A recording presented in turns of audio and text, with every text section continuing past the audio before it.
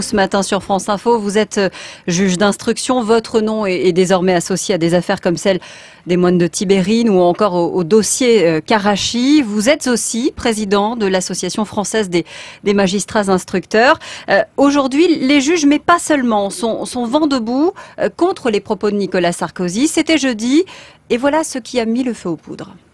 Quand on laisse sortir de prison un individu comme le présumé coupable, sans s'assurer qu'il sera suivi par un conseiller d'insertion, c'est une faute. Ceux qui ont couvert ou laissé faire cette faute seront sanctionnés. Et nous prendrons toutes les mesures pour que les responsabilités soient assumées et que des décisions, bien sûr, soient prises. Il vous en veut, Nicolas Sarkozy? De longue date.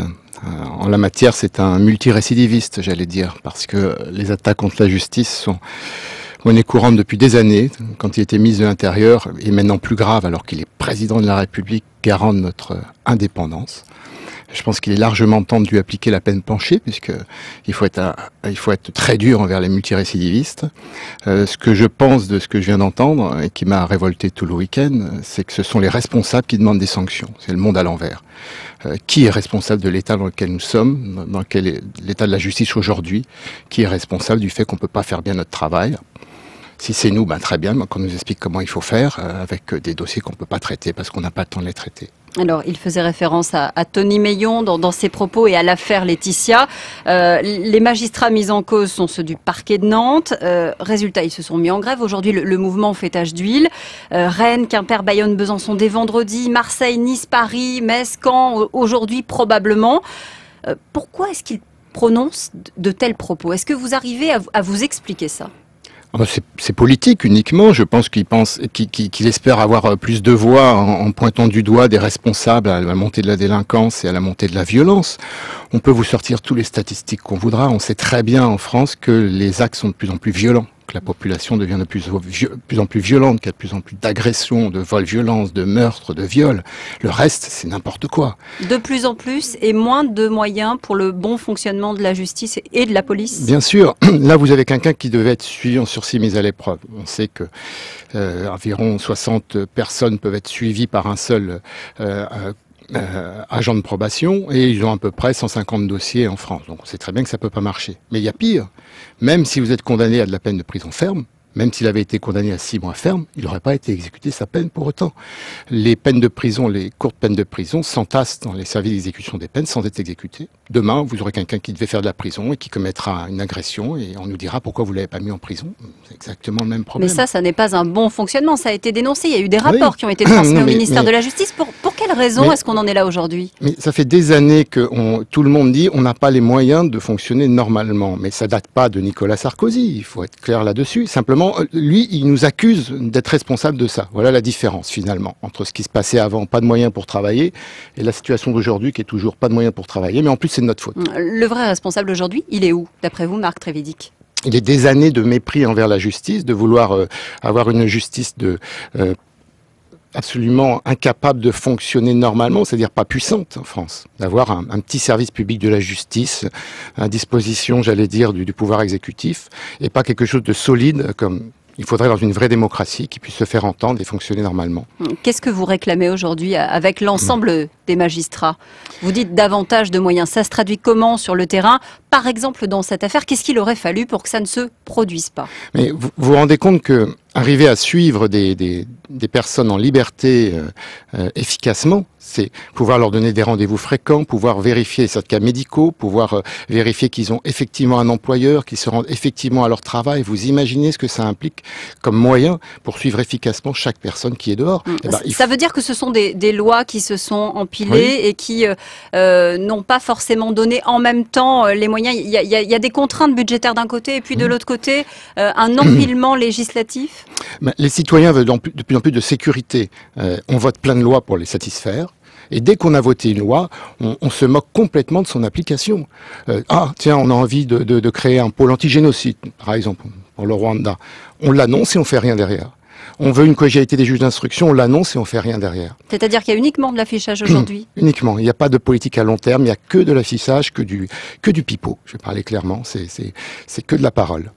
La politique menée par Nicolas Sarkozy, ça n'est que du pipeau aujourd'hui? En matière de justice, que du pipeau.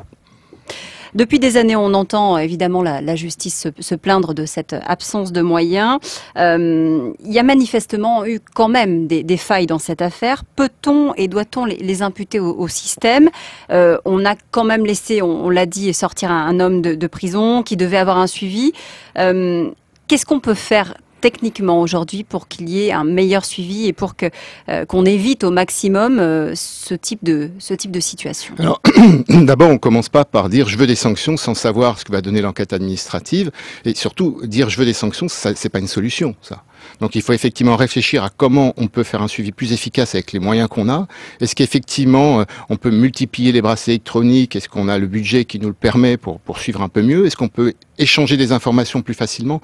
Et surtout, est-ce qu'en maison d'arrêt, avant que les gens sortent, on peut une bonne fois pour toutes avoir assez de psychiatres, de médecins pour commencer un travail en maison d'arrêt et pas devoir le faire quand les gens sortent? Il y a des gens qui font des années de prison, 7-8 ans, il se passe rien pendant qu'ils sont en prison.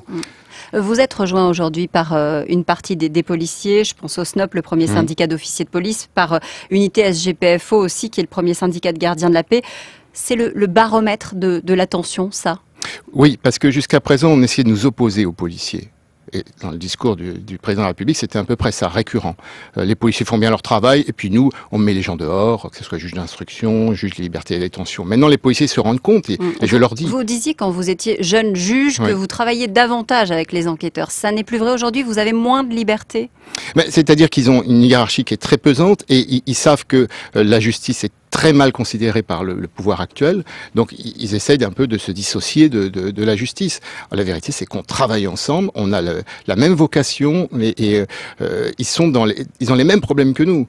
Quand des plaintes arrivent au commissariat, c'est pas parce qu'une plainte arrive qu'ils ont les moyens de faire l'enquête. Ils ont ces mêmes problèmes fonctionnels et de moyens que nous. Vous avez toujours le sentiment que la justice aujourd'hui appartient au peuple? C'est quelque chose qui vous tient à cœur?